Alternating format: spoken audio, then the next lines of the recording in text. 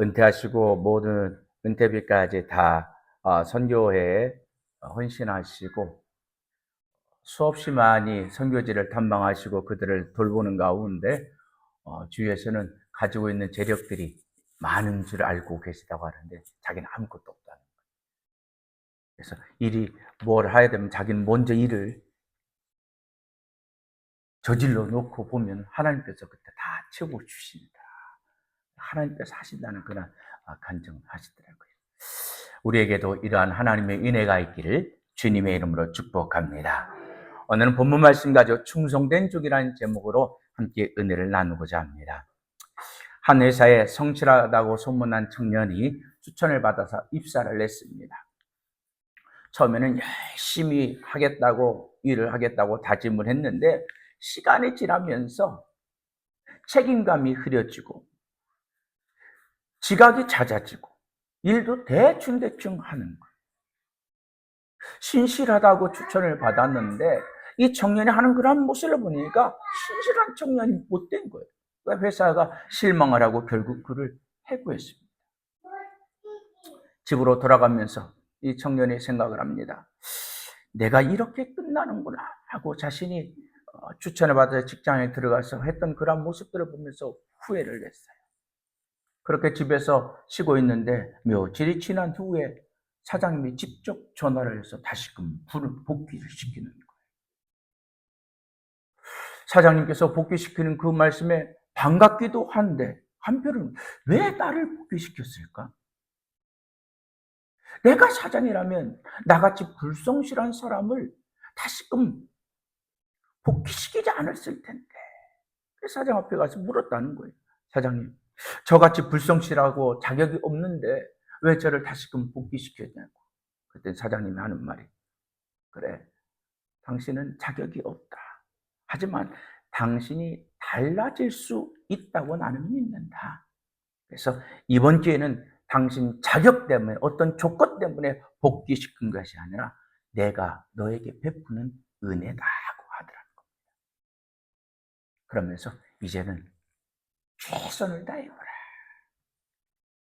이 청년이 이 사장이 다시금 자신에게 은혜를 베풀었던 그것을 생각하면서 그날 이후로는 사람이 달라졌어요.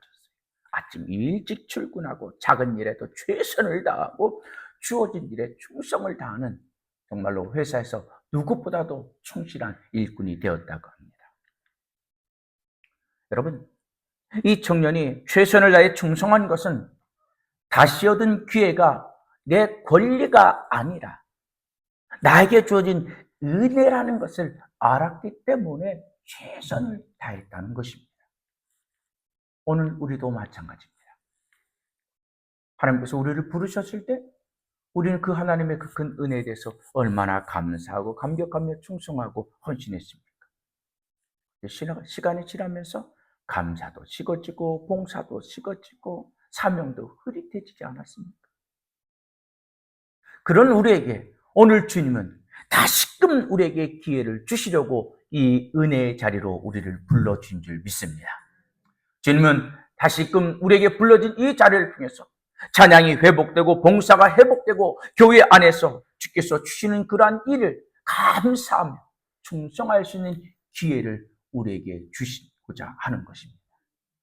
중요한 것은 첫 번째 받은 기회도 하나님의 은혜였지만 이 다시 받은 이 두 번째 기회는 더할 수 없는 하나님의 큰 은혜인 줄 믿습니다.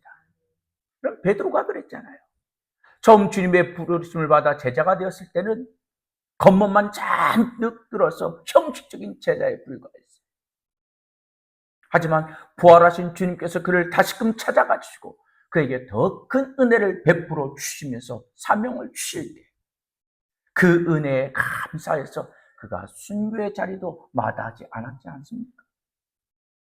로마 병사들에 잡혀서 십자가에 못 박으려고 할 때 베드로가 그랬다는 거예요. 내가 어찌 주님과 같은 모습으로 십자가에 달릴 수 있습니까? 감히 그분과 같은 자격이 내게는 없습니다. 나를 거꾸로 매달려 달라고. 그래서 베드로는 십자가에 거꾸로 매달려 순교했다고 전해지고 있습니다. 그래요, 여러분. 주님의 은혜를 입은 우리는 다음 기회를 생각하지 말고 지금 나에게 주어진 이 시간 속에서 최선을 다하며 하나님께서 나에게 주신 은혜에 감사하며 충성하는 우리들이 되어야 될 줄 믿습니다. 그래서 오늘 본 말씀 가지고 충성된 종이라는 제목으로 함께 은혜를 나누고자 합니다. 첫 번째 부르심입니다. 여러분, 요나서를 읽으면서 요나서 하면 여러분 머릿속에 제일 먼저 떠오르는 단어가 어떤 것이 있습니까? 여러 가지가 있죠. 요나를 삼킨 물고기가 떠오르고 불순종, 풍랑, 제비뽑기, 박농쿨, 벌레, 태양, 이런 여러 가지 단어들이 우리 머릿속에 막 떠오를 거예요. 그러나 그 가운데서 제일 먼저 우리에게 강하게 떠오르는 그런 것은 요나를 삼켰던 물고기 아닙니까? 하나님께서 아비떼의 아들 요나에게 하나님의 말씀이 임했습니다. 여러분, 하나님의 말씀이 임했다는 것은요, 이것이 무엇을 의미하냐면요, 하나님께서 요나를 선지자로 부르셨다는 거예요. 하나님께서 이 요나를 부르셔서 니느웨 성에 가서 하나님의 말씀을 선포하라는 사명을 그에게 주었습니다. 선지자로 부르셔서 그에게 사명을 주셨습니다.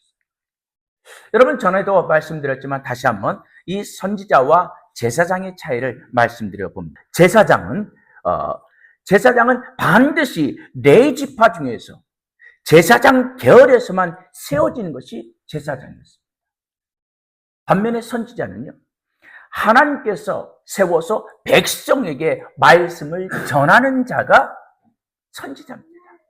이 선지자는 출신 지파와 상관이 없어요. 어떤 지파의 사람이든지 하나님께서 그를 지명하여 그를 부르셔서 말씀을 주셔서 하나님의 뜻을 전해서 그 하나님의 말씀을 그들에게 경고하시고 회개를 촉구하는 자가 선지자였습니다. 그렇다면 오늘 이 요나는 하나님의 말씀이 그에게 임했다고 그랬죠. 레위 지파 사람이 아니에요. 레위 지파로 그 후손으로 제사장이 된 것이 아니라 하나님의 말씀이 그에게 임했다는 것은 그가 선지자라는 것을 우리가 알 수가 있겠죠. 선지자는 하나님의 말씀이 내게 임하면 다른 것 없어요. 내게 임한 그 하나님의 말씀을 가서 전하면 되는 거예요.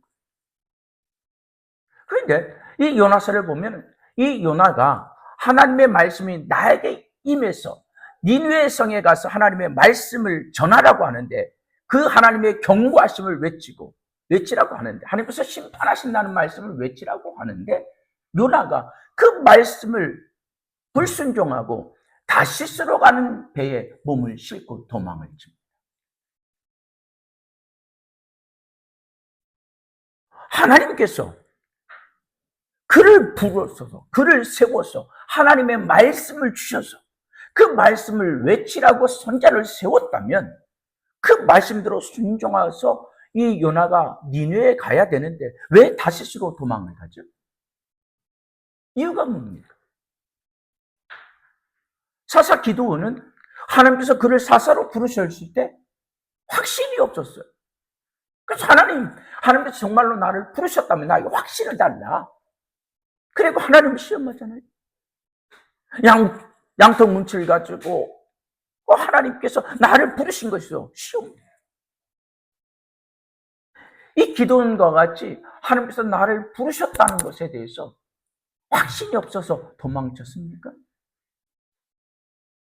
아니에요. 요나가 하나님의 말씀에 불순종해 도망친 것은 니느웨 성에 가서 하나님의 심판을 외치라는 그 하나님의 말씀에 동의가 되지 않았기 때문입니다. 여러분, 하나님께서 하나님의 뜻을 전하라고 선자를 세울 때 너 백성들에 가서 내 말을 너 전할 수 있어? 너 나를 위해서 가서 전해줄래? 하고 그에게 가서 동의를 얻고 그를 세워서 부르시던가요? 선자들을 보면 한결같이 그냥 하나님께서 무조건 명령이시잖아요. 그를 강압적으로 하나님께서 하나님의 주체가 되어서 그를 부르셔서 선자로 세우셨어요. 하나님께서 요나의 동료를 묘할 필요가 없었다는 거죠. 그러니까 선지자는 내 뜻과 상관없이 나를 부르신 하나님의 말씀에, 나에게 임한 하나님의 말씀을 순종하기만 하면 되는 거예요. 내 의사와는 상관없이 하나님의 말씀에 순종하는 자가 선지자인데, 그런데 왜 요나는 하나님의 말씀이 그에게 임했는데 왜 그 하나님의 말씀대로 하나님의 뜻에 동의하지 않고 도망을 갔냐는 거예요. 이유가 뭡니까? 하나님의 말씀, 하나님의 심판을 외치라고 한 곳이 어디예요? 니느웨였습니다. 그 니느웨가 문제가 됐던 거예요. 이 니느웨가 소화가 되질 않는 거예요. 니느웨가 어떤 곳입니까? 요나의 고국이었던 이스라엘의 원수인 아수르의 수도가 니느웨 성입니다. 요즘 젊은 세대들이 일본을 바라보는 시각과 우리 기성시대가 일본을 바라보는 시각은 조금 다르죠. 저희 어려서는요, 그랬어요. 일본이 우리를 정복해서 36년 동안 그들의 핍박 속에 있었던 것 때문에 일본을 원수로 생각을 했습니다. 그래서 일본이 잘 되면 배가 아프고, 일본이 안 되면 통쾌함을 느꼈던 것이 우리 기성세대입니다. 권사님, 그렇죠? 지금 요나가 마치 그런 마음이었던 것 같아요. 여러분, 나라의 수도가 무너진다는 것은 단순히 한 도시가 점령당한다, 멸망당한다는 그런 의미가 아닙니다. 그 나라의 수도가 무너졌다는 것은 나라 전체가 사실상 패하고 통치력이 상실했다는 것을 의미하는 거예요. 요나는 원수의 나라인 아수르의 수도의 니느웨 성이 멸망기를 원했는데 하나님의 마음, 요나의 마음과 달랐어요. 요나의 마음과 달라도 너무 달랐던 거예요. 여러분, 우리도 그렇잖아요. 하나님이 내 자존심과 부딪히고 내 상처를 건드리고 내가 도저히 받아들일 수 없는 사람을 사랑해라, 용서해라, 그런 마음을 우리에게 줄 때 여러분 어떻습니까? 그 말씀대로 정말로 사랑하고 용서할 수 있나요? 요나가 지금 그런 마음인 거예요. 그렇기 때문에 하나님의 말씀이 나에게 임했지만은 하나님의 낯을 펴서 도망을 갑니다. 그래도 여러분, 이 요나서를 보면 막 의문거리가 참 많은 것이, 요나가 하나님의 낯을 피해서 도망을 가는데요, 하나님의 낯을 피해서 도망을 칠 수 있는 사람이 있을까요? 없어요. 그런데도 이 요나가 도망을 쳤어요. 하나님으로부터 도망칠 수 없다는 것을 몰라서 요나가 도망을 쳤습니까? 오늘 요나서 4장 2절에 보면은 이 요나가 하나님에 대해서 그가 알고 있는 하나님을 소개하고 있죠. 요나가 알고 있는 하나님은 어떤 하나님이십니까? 주는 의로우시며 자비로우시며 노하기를 더디하시며 인애가 크시사 뜻을 돌이켜 재앙을 내리지 아니하시는 하나님인 줄을 내가 알았습니다. 하나님이 어떤 분인지 너무나도 잘 알았어요. 그래서 내가 하나님의 말씀대로 니느웨 성에 가서 하나님의 말씀을 외치면은 틀림없이 저들이 회개할 것이고, 저들이 회개하면 사랑의 하나님께서 저들을 용서하시고 심판을 거둘 것이라는 것을 그가 알았던 거예요. 이렇게 하나님을 잘 알면서 하나님의 낯을 피해서 도망을 쳤다? 이해가 되질 않죠. 이것은요, 이 하나님의 말씀에 내가 정면으로 하나님, 저들을 살려주지 말고 죽여달라고 내가 막 하나님 앞에 직접적으로 말할 수가 없는 거예요. 내 마음을 직접적으로 표현하지는 못하지만 행동으로 내 마음을 표현하기 위해서 그가 도망했어요. 하나님께서 나에게 주신 이 말씀 저들에게 가서 저에게 전하라고요? 제가 저들에게 가서 전하지 않으면 저들이 회개하지 않을 것이고, 저들이 회개하지 않으면 하나님께서 저들을 심판하실 거잖아요. 저는요, 저들이 심판받는 거 원해요. 내 마음은 저들이 심판받는 거예요. 그런 마음으로 하나님의 낯을 피해서 다시스로 가는 배를 타고 도망갔던 겁니다. 이렇게 하나님의 말씀에 불순종하고 도망가는 이 요나의 앞길이, 요나가 가는데 모든 것이 예배인 것처럼, 마치 하나님께서 내 마음을 이해하신 것처럼 다 하나씩 모든 것들이 막 착착착착 다 이루어집니다. 마침 항구로 갔더니요, 막 출항하려고는 다시스로 가는 배가 기다리고 있어. 나를 위해서 기다리고 있는 것처럼 기다리고 있는 거예요. 배가 아무리 기다리고 있다 할지라도 날씨가 좋지 않으면 배가 출항할 수가 없잖아요. 날씨도 좋아. 그래, 하나님께서 내 마음 내 마음 아시는 것 같아. 좋다고 배에 승전해서 배에서 잠이 듭니다. 그렇게 출항했던 배가 얼마 되지 않자 바람이 불기 시작을 합니다. 바람이 불어오는가 싶더니 배가 요동칠 정도로 막 바람이 불어오는 거예요.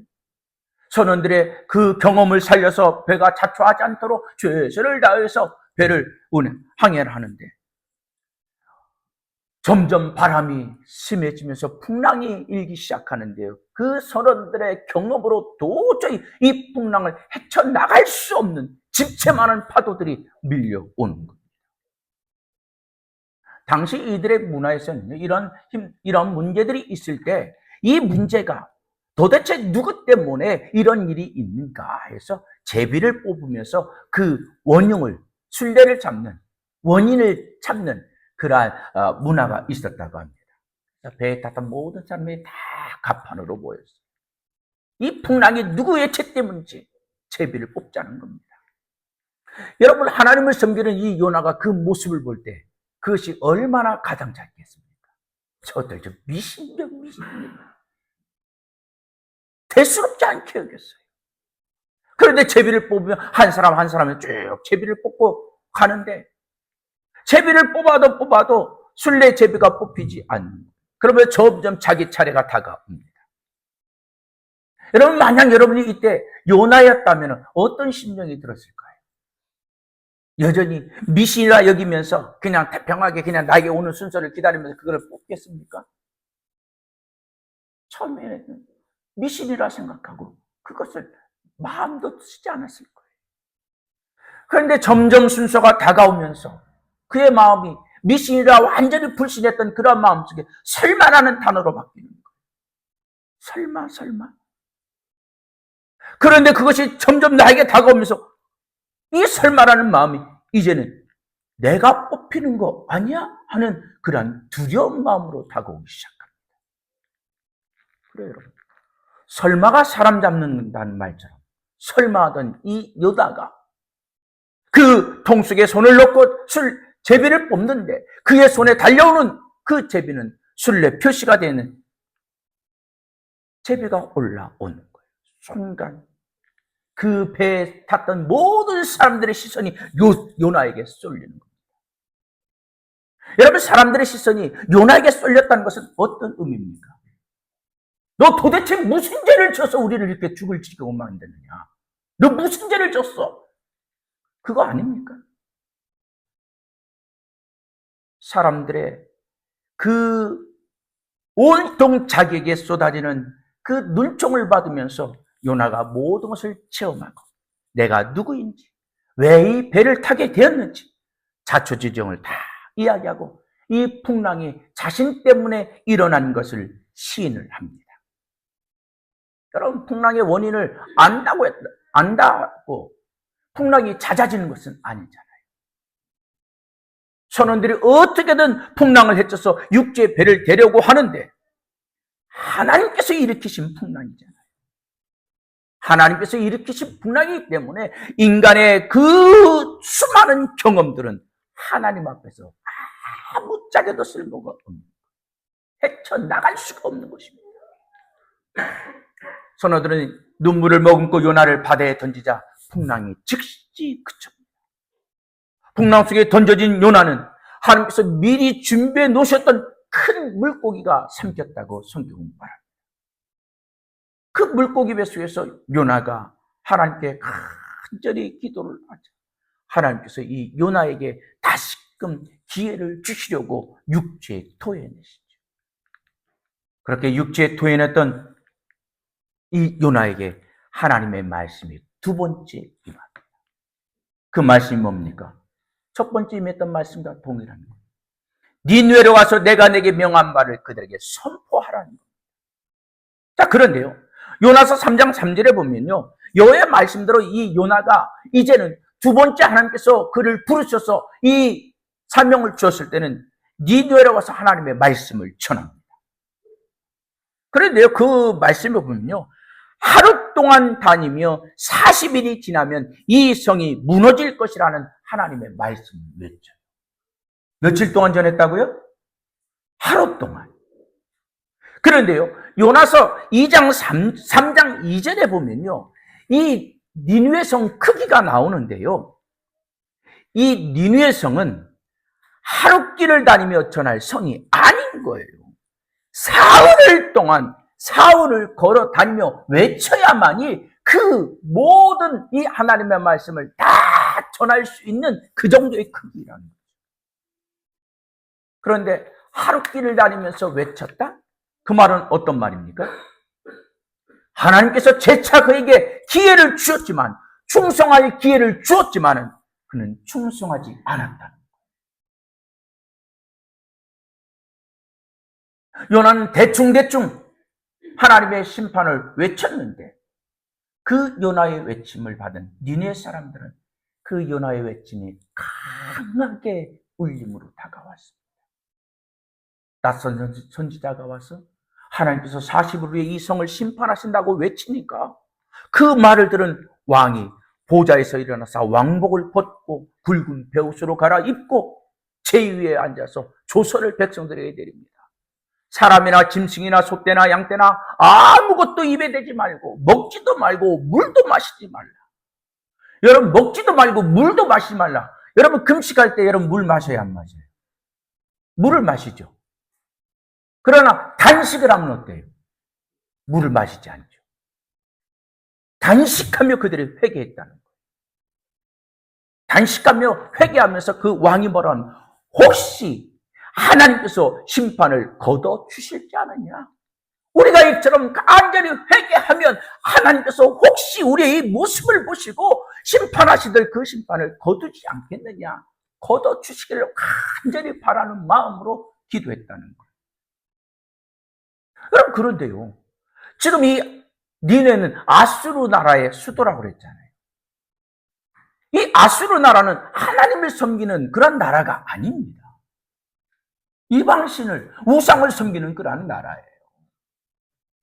그런 그들이 하나님을 섬기지도 않는데 어떻게 하나님의 말씀을 두고 회개했을까요? 이들이 요나의 말 외침을 듣고 회개했다는 것은 하나님의 말씀은 살아있다는 겁니다. 하나님의 말씀은 살아있어서 어떤 날생보다 예리하도록 우리의 혼과 영을 쪼개는 그러한 능력이 있는 줄 믿습니다. 하나님은 이방인에게도 회개를, 기회를 주시는 사랑의 하나님이라는 거예요. 우리만 사랑하는 것이 아니라 이방인도 하나님의 피조물이잖아요. 그들 역시 하나님을 사랑하신다는 거예요. 여러분, 우리가 믿기 전에 우리도 이방인이잖아요. 영적으로 이방인이잖아요.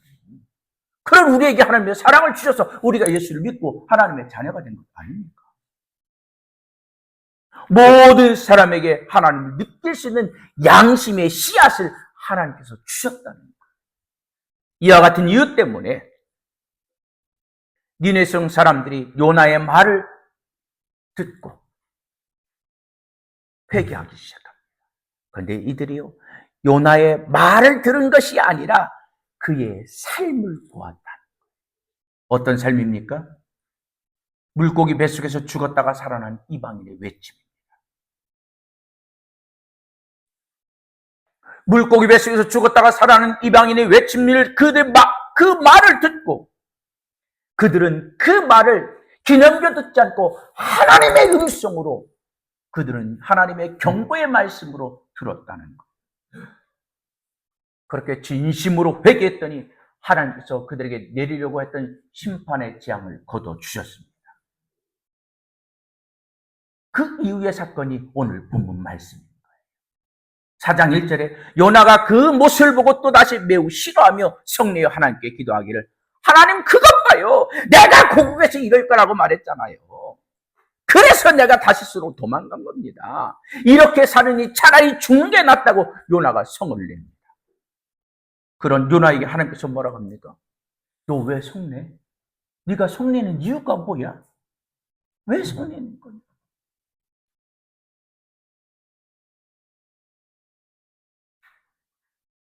그런 후에 요나가 성읍 동쪽에 초막을 짓고 성읍에서 무슨 일이 일어나는가를 지켜보기 위해서 앉았습니다. 여러분께서 무슨 일이 일어나는 것을 지켜본다는 것은 어떤 거예요? 하나님께서 심판을 하시겠다는 그런 말씀이 이루어지는지 안 이루어지는지 그 성읍 동쪽에 초막을 짓고 그것을 지켜보고 있다는 거예요. 이때 하나님께서 박농쿨로 요나가 지었던 초막을 덮어주자 얼마나 시원하고 좋은지. 여러분, 근동적의 날씨는요 40도가 넘는 불볕더위질할지라도요 그늘 안에만 있으면, 작은 그늘 안에만 이 머리만 들어가 있으면요 시원합니다. 우리 이 동남아, 우리 이 한국의 이 날씨하고는 전혀 달라요. 작은 구름만 있으면 시원한 거예요. 하나님께서 이처럼 박농쿨로 그늘을 만들어주자 얼마나 시원하고 좋은지. 내가 만든 초막에서 쉬는 것보다 훨씬 더 시원하고 좋은 거예요. 이처럼 하나님께서 주셔서 행복을 느끼던 이 박농쿨. 그런데 다음날 새벽에 벌레가 갉아먹기 시작을 합니다. 벌레가 갉아먹기 시작하자 줄기가 마르고 잎이 시들더니 불볕더리에 머리가 그대로 노출되면서 머리로 그 뜨거운 태양이 장렬하는데 막 혼미한 거예요. 죽을 것 같은 거예요.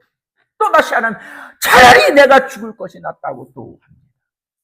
근데 여러분, 이 박농쿨을 마르게 한 벌레라든지 동풍, 태양, 이것들이 어디서 온 겁니까? 하나님으로부터 오는 거예요. 요나가 초막을 지은 마른 풀 역시 하나님으로부터 온 은혜인 줄 믿습니다. 요나는 하나님의 은혜를 입었다면 그 은혜에 감사하는 삶을 살았어야 하는 거예요. 사랑하는 성도 여러분, 내가 하나님의 은혜를 입고 있다면, 그것을 안다면 하나님께 감사의 고백이 또 몸으로 마음으로 여러분들이 표현할 수 있는 여러분들이 될 수 있기를 주님의 이름으로 축복합니다. 벌레와 동풍과 태양, 또 요나가 지었던 이 초막을 지은 마른 풀 모두 다 하나님으로부터 온 것처럼 니느웨에 있는 백성들 역시 하나님으로부터 온 자들이라는 것입니다. 비록 그들이 이방인이지만은 그들도 하나님의 것이라는 거예요. 하나님으로부터 온 것을 하나님이 거둬가자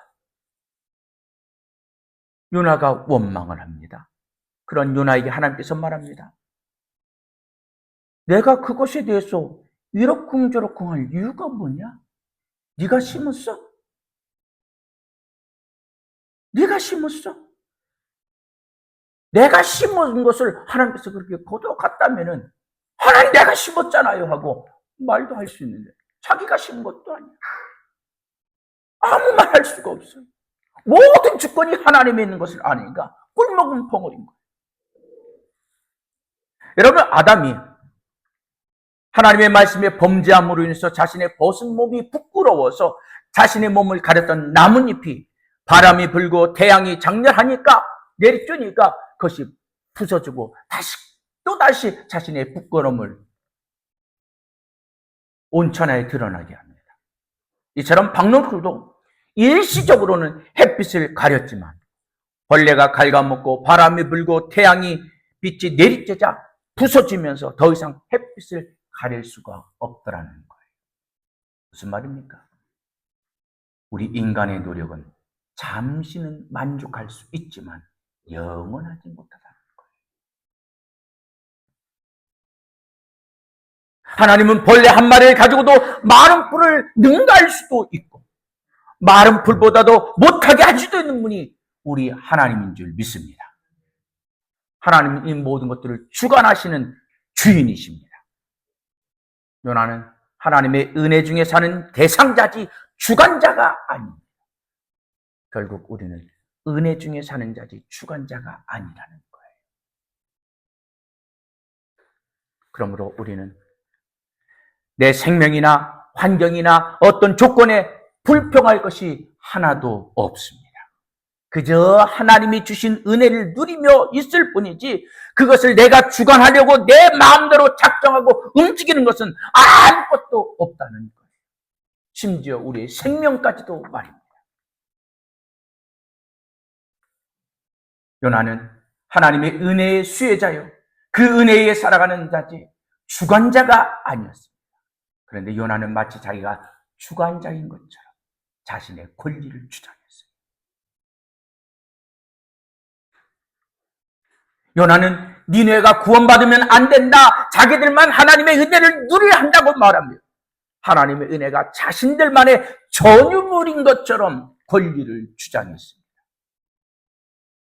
하지만 하나님께서 우리에게 은혜를 주신 것은 우리의 권리를 주장하라고 주신 것이 아니라 그 은혜에 감사하라고. 유대인들은 자기들만이 율법으로 생각했지만 하나님은 이스라엘 백성들을 택하신 것들은 그들에게 능력을 주어서 내 이름을 널리 전하게 하려고 제사장 나라로 삼으셨다고 말씀하셨습니다. 그래요, 여러분. 유대인들은 하나님의 은혜를 먼저 받았을 뿐입니다. 하나님은 그들에게 그 은혜를 먼저 주시고 그 은혜를 함께 나누라고 준 것이지 그것을 내 것이라고 주장하라고 준 것이 아니라는 거예요. 권리만을 주장하라고 준 것이 아니라는 거예요. 그런 그들에게 우리 주님께서 오셔서 다시금 은혜를 베풀어 주시는 겁니다. 사랑하는 성도 여러분, 주님께서 오늘 우리를 수많은 사랑받은 우리를 하나님의 자녀로 삼아 주시고 목사로, 장로로, 권사로 직분을 주셨는데 이것이 권리가 아니라 은혜인 줄 믿으시길 바랍니다. 섬기라고 주신 직분이라는 거예요. 하나님께서 우리에게 주신 이 은혜를 함께 나누며 주님의 몸된 교회를 세우라고 주신 직분인 줄 믿습니다. 주님의 몸된 교회를 위해 하나님께 받은 은혜에 대해 최선을 다해 사는 것이 내가 무엇을 이루고 누리려고 살아서는 안 된다는 것. 받은 바 은혜만큼 행하면 되는 거예요. 교회가 작다고 은혜가 작게 받다고 생각하는 것 잘못된 생각입니다. 내가 지금 하나님의 은혜에 받은 바 은혜가 무엇이냐? 그 은혜만큼 내가 하나님 앞에 최선을 다하고 있느냐? 최선을 다하고 있다면 주님은 그에게 착하고 충성된 종이라고 칭찬하신다는 겁니다. 그래요. 교회가 크고 작은 것이 중요한 것이 아닙니다. 최선을 다했느냐 못했느냐가 중요한 거예요. 여러분, 과부의 주례품 보세요. 주님께 받은 은혜가 얼마나 감사했습니까? 생활비 전부인 두 랩돈을 주님께 모두 다 드렸겠습니까? 받은 은혜가 감사니까, 내가 받은 은혜의 그 가치를 아니까 생활비 전부를 드리고도 부족함을 느끼는 거예요. 중요한 것은 내가 가지고 있는 은혜, 내가 받은 은혜가 얼마나 소중한 가치가 있는 것이 아는가가 중요한 줄 믿습니다.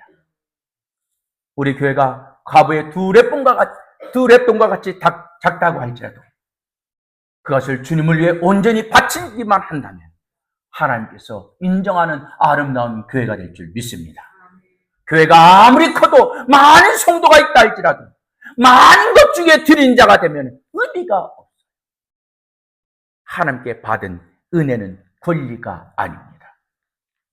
그 은혜를 함께 누리며 최선을 다해 멈추지 않고 주님 앞에 가는 그날까지 나누며 살아가는 복된 성도들, 그래서 하나님께 최선을 다하여 충성다해 잘했다 칭찬만 충성된 일꾼들이 될 수 있도록 여러분 모두 다 하나님께서 주신 은혜의 권리가 아니라 그 하나님께서 주신 은혜를 감사하며 나누며 살아가는 믿음의 성도들이 될 수 있기를 주님의 이름으로 축복